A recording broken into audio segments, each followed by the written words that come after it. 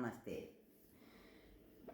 శివుడు ఎందుకు ఆది గురువు అయినాడు? శివుడు ఎందుకు ఆది గురువు అయినాడు మనకేమన్నా తెలుసా? బ్రహ్మ విష్ణు ఉన్నారు కదా, వాళ్ళు ఎందుకు ఆది గురువులు కాలేదు? శివుడు ఎందుకు అయ్యాడు? ఆయన ఎన్నో సంవత్సరాలు మనకు జ్ఞానం అందించడం కోసం తపస్సు చేశాడు హిమాలయాలు. పూర్వం కొన్ని వేల సంవత్సరాల క్రితం హిమాలయాల్లో ఒక ముని తపస్సు చేసుకుంటూ కూర్చునేవాడు.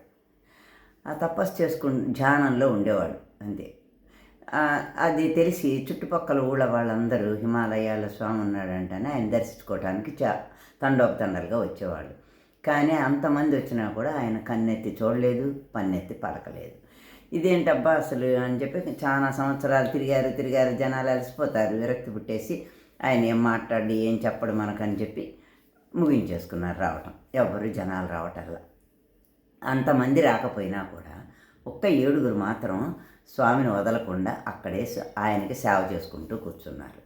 సేవ చేసుకుంటూ కూర్చునేసరికి కొన్ని వేల సంవత్సరాలు గడిచిపోయినాక ఈలోపు అసలు వాళ్ళు ఆ 7 ఎందుకుని వచ్చారు, ఇంకా మిగిలిన వాళ్ళందరూ ఎందుకు మానేశారండి అంటే ఏంటంటే మౌన వ్యాఖ్య ప్రకటిత పరబ్రహ్మతత్వం అన్నారు. అంటే మనిషి ఒక్కొక్కళ్ళకి ఏంటంటే ఆ మౌనం నుంచి కూడా జ్ఞానం వస్తుంది. కానీ ఆ జ్ఞానాన్ని మనం అర్థం చేసుకునే స్టేజీకి మనం రావాలి. అలా స్టేజీకి మనం రాలేనప్పుడు ఏమవుతామంటే మనకు ఎవరన్నా చెప్పినా కూడా ఆ జ్ఞానం మనకి ఎక్కదు. అట్లాగే ఆ 7 కానీ నమ్మకం ఉంటుంది. అలాంటి నమ్మకంతో ఆ 7 కొన్ని సంవత్సరాల పాటు ఆయన చుట్టూ తిరుగుతూనే ఉన్నారు. ఆయనకి ఏదో సేవ చేసుకుంటూ ఉన్నారు. అలా జరగ్గా ఏమైందంటే ఒకరోజు ఆయన కళ్ళు తెరిచి చూసేసరికి వీళ్ళే కనిపించారు. వీళ్ళు ఎలా ఉన్నారంటే బాగా బలహీనంగా బక్క చిక్కి అయ్యో ఎట్లాగా అన్నట్టు ఉన్నారు. ఉండేసరికి సరే ఆయన చూసి ఏం కావాలి మీకు అన్నాడు. అసలు ఏం కావాలి ఏం అవసరం లేదు స్వామి, మాకు మీరు ఇంత స్థిరంగా కూర్చుని ఇంత ధ్యానంలోకి ఎలా వెళ్ళగలుగుతున్నారు, మాకు కూడా నేర్పిస్తే మేము కూడా చేసుకుంటాం కదా, మాకు చాలా ఆసక్తిగా ఉంది స్వామి అని అడుగుతారు. సరే అనేసరి ఆయన ఏం చేస్తారంటే మనం కనుక వార్మప్స్ చేసుకున్నట్టుగా ఆయన వాళ్ళకి కొంచెం చిన్నపాటి కార్యక్రమాలు నేర్పించి మీరు వీటి ద్వారా మీరు ధ్యానం చేస్తూ ఉండండి, ఇది నేను తూచా తప్పకుండా నేను ఎలా చెప్పానో అలాగే చేస్తూ ఉండండి అని చెప్పేసి ఆయన కళ్ళు మూసేసుకున్నారు. వీళ్ళు కొన్ని సంవత్సరాల పాటు ఆయన చెప్పింది జాగ్రత్తగా క్రమశిక్షణగా పద్ధతిగా వినయ విధేయతలతో భయం భక్తులతో చేస్తూ కూర్చున్నారు.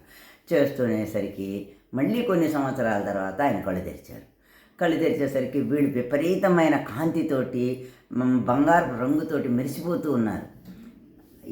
ఆయనకు అర్థమైపోయింది వీళ్ళ శక్తి సంపన్నులు అయ్యారు, వీళ్ళని ఇంకా మనం అర్థం చేసుకోవచ్చు అని చెప్పి వీళ్ళకి ఇంకా జ్ఞానబోధ చేయొచ్చు అని దే ఆర్ ఫిట్ ఫర్ జ్ఞానం అని చెప్పి వాళ్ళని ఇంకా పిలిచి సరే మీకు ఇప్పుడు నేను జ్ఞానబోధ చేస్తాను అని చెప్తారు. అని ఆషాఢ పౌర్ణమి రోజుని, అది సేమ్ డే అంటే గురు పౌర్ణమి రోజు ఆయన ఏం చేశారు, దక్షిణం వైపున కూర్చుని ఆయనకి వాళ్ళకి ఇంతకీ ఆ శిష్యులు ఎవరో తెలుసా, సప్తఋషులు. ఆ సప్తఋషులకి జ్ఞానబోధ చేస్తూ దాంతో పాటుగా 126 యోగ సూత్రాలు నేర్పించారు. ఒక్కొక్కళ్ళకి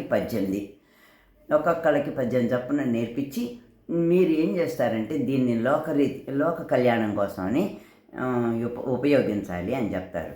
దక్షిణానికి తిరిగి చెప్పారు కనుక దక్షిణామూర్తి అయ్యారు, వీళ్ళు సప్తఋషులు అయ్యారు, ఆయన ఆదిదేవుడు అయ్యాడు, ఆదిదేవుడు దక్షిణామూర్తి అయ్యారు. అయితే ఈయన దక్షిణామూర్తి అనటానికి దయగలిగిన వాడు కనుకనే దాక్షిణ్యం కలిగిన వాడు దక్షిణామూర్తి. మరి శివుడికి అర్ధనారీశ్వరం ఉంది కదా, అర్ధనారీశ్వరంలో మనకు దక్షిణం వైపు ఉండేది ఎవరు, శివుడు, ఉత్తరం వైపు ఉండేది అమ్మవారు. దీని ప్రకారం ఆయన దక్షిణామూర్తి అని కూడా పిలువబడ్డారు. అయితే ఆ శిష్యులకి చెప్పిన జ్ఞానం ఏంటి, వాళ్ళని చెప్పిన యోగ సూత్రాలు ఏంటి తెలుసుకోవాలనుకుంటే మనం నెక్స్ట్ వీడియోలో కలుసుకుంటాం. ఉంటాను, మీ ఉమాదేవి.